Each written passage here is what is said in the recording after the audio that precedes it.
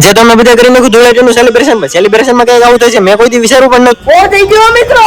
તો hello guys, good morning. તો કેસો આપ સભી લોગ welcome back to my new vlog. તો આજનો વ્લોગ તો સ્ટાર્ટ થાય છે અહીંયાથી. પછી તમે ધાબે આવીને જોયું તો અહીંયા તો બધા કોથળી ભરતા તમને મારવા માટે. યો આર્યનભાઈ ની તો પિચકારી પણ તૂટી ગઈ. તો ફાઇનલી આપણો મિત્ર પણ આવી ગયો છે ધૂળેટી રમવા. સાચું કહું તો ગાઈસ અમે ક્યારના ધૂળેટી રમતા. પછી તો અમે પણ થોડી ઘણી બાકાચીકી કરી નાખી, કોથળી ફોડી. યો ઘડીક જોતા તો મોહિત પણ આવી ગયો ઓલી રમવા માટે. પછી તો મોહિતે વારા પરથી બધાને કલર લગાડી દીધો. ઘડીક જોતા તો પિંજુ પણ મારા ધાબે આવી ગયો તો એને પણ કલર લગાડી દીધો. પિંજુ મનમાં કહેતો છે આ ધાબે તો ખોટું હોવાઈ ગયું. આર્યન બોય તો બહુ ઝાઝો બગાડી નાખ્યો પિંજુને. ઓ થઈ ગયો મિત્રો.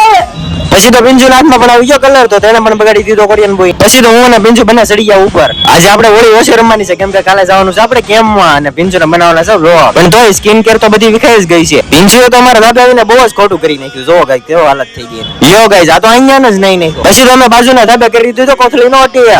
જો ગાઈસ આનો તો સેટ જ ફાડી નાખ્યો. અને હા મિત્રો, અમે તો સુરતમાં આવી રીતે ધૂળેટી મનાવીએ છીએ, પણ તમે કેવી રીતે ધૂળેટી મનાવો છો કમેન્ટ કરી દેજો. પિંજુને તો હજી એક નથી થતું, પાછો પગી ગયો કોથળી લઈને. જો મિત્રો કેમ કરે છે આ, તમને શરીફ લાગતો હશે પણ આ જો ગાઈસ કેવો છે. પણ આ ગાઈસ જેવો હોય તેવો છે તો મારો ભાઈ જ ને. આજે તો નક્કી પિંજુ કાળ્યો થઈ. અને આ ગાઈસ મારી હાલત પણ કઈ સારી નથી. જો ગાઈસ ફૂલ ભાગા જગ્યાએ હાલે છે. જો ગાઈસ થઈ ગયો ને કાળ્યો, કીધું તું ને કાળ્યો થઈ જ જશે આજ તો. તો હવે તો હું ઘરે આવીને નાઈ નાખ્યો છું અને થઈ ગયો છું મસ્ત મજાનો. અને હા મિત્રો, કાલે જવાનું છે મારે કેમ્પમાં, તો કાલનો વ્લોગ જોવાનું ભૂલતા નહીં. તો હવે મળીએ કાલના વ્લોગમાં, ત્યાં સુધી માટે બાય બાય ગાઈસ.